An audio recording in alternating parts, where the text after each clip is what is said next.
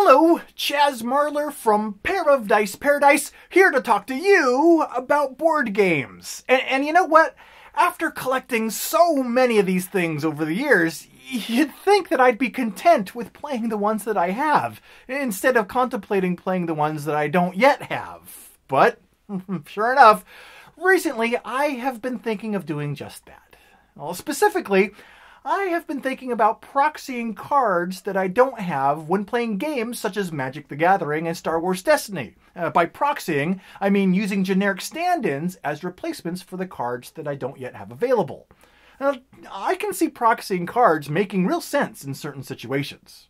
For example, way back in the mid-90s, when a group of friends and I would play Magic 1 or 2 nights a week, one player, Eleanor, had a full set of the highly coveted Moxes.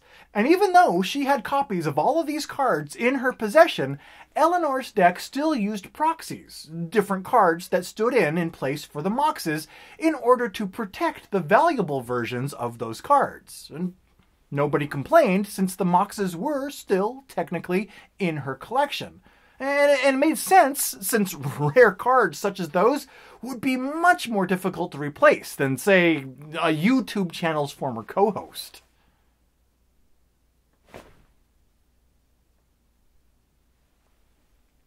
Another scenario in which proxying makes sense to me occurred just several weeks ago when some friends and I took part in a really casual little Star Wars Destiny tournament together. Now, as of the time of this recording, booster packs for this blasted game have been notoriously difficult to come by in some areas. So some players started printing out images of cards that they were interested in, sleeving, and using them as proxies, allowing them to experiment with different deck ideas before investing their time and money in tracking down legitimate copies of those cards.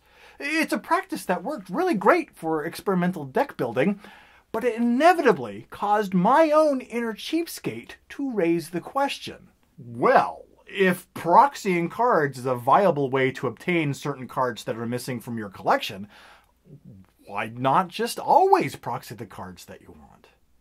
Proxying doesn't even need to be limited to cards. Again, in Star Wars Destiny, even a generic 6-sided dice could stand in for the various character dice, preventing the need to track down a redundant copy of a specific card just to get the additional dice that's required in order to use the elite version of a character. Of course, in an official sanctioned tournament, proxying wouldn't be allowable, and that makes sense. But what about when playing casually?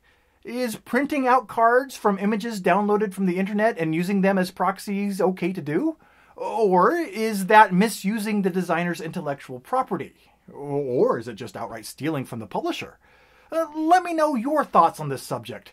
Do you proxy cards and components? And if so, how far is too far when it comes to proxying?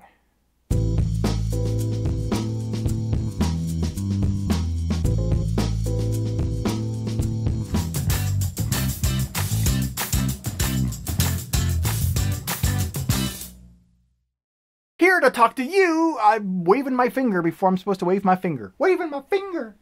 Finger waving. Finger waving. Thank you.